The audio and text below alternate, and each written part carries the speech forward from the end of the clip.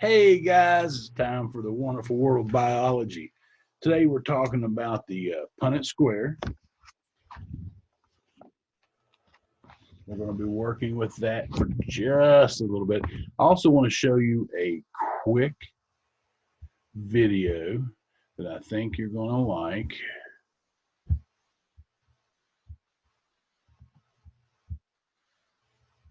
US Cellular. Yeah, I'm a new customer. What's the deal? Unlimited data, just $30 a month. But what's the deal with the signal?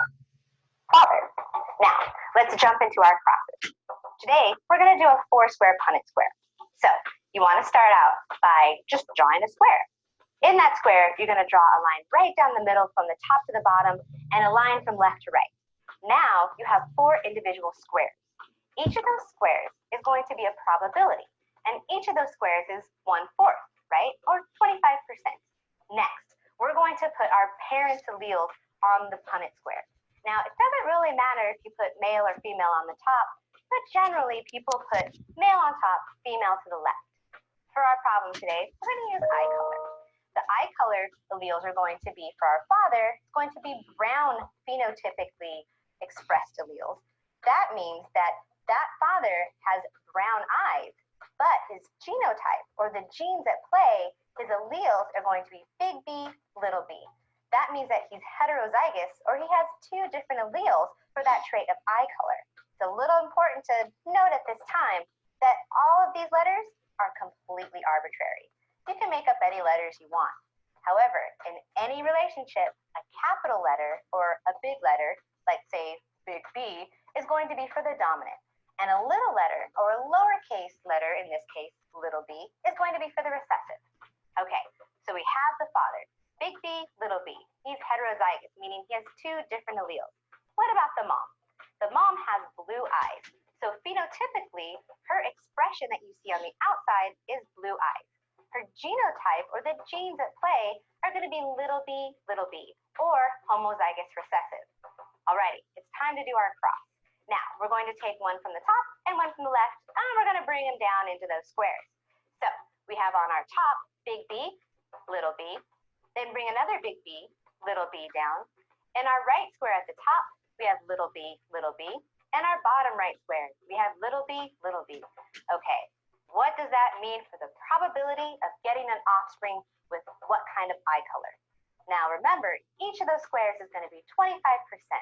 So, we have a 25 plus 25 or 50% chance of getting an offspring with brown eyes. And we have a 25 plus 25 or 50% chance of getting an offspring with blue eyes. And for a fun little extra problem when you're sitting around the dinner table, take the eye colors or the phenotypes of your parents. Even though you won't know the exact genotypes or the genetic makeup behind what you're seeing on the outside, do some crosses and see if you can find out the probability that you could have actually had a different eye color. Thanks for watching, and if you want to learn more about this subject, click on the link below. Or if you want to learn. Excellent. So what did we learn? We're looking at the genotypes and the phenotypes, but we have to keep, sorry about the movement, we have to keep going back to our Punnett square, all right? So let's say we're talking about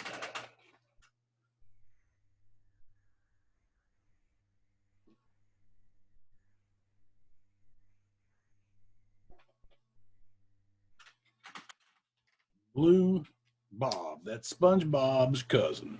So he's blue. He is, we will make him homozygous for blue.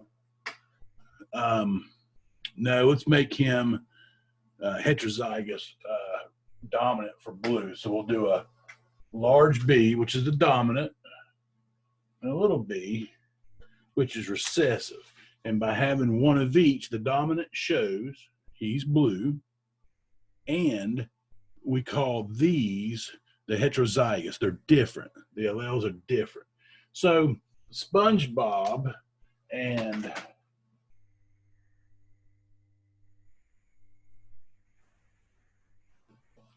Cyclops get married, and Cyclops is blue, but there's a different. The Cyclops is recessive homozygous, okay?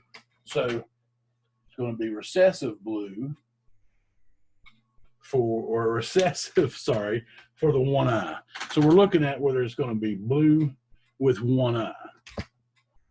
So SpongeBob has a recessive one eye. We just bring them straight down. We're going to bring this B down here and a B down here. The small recessive, the small recessive. Then bring it straight across.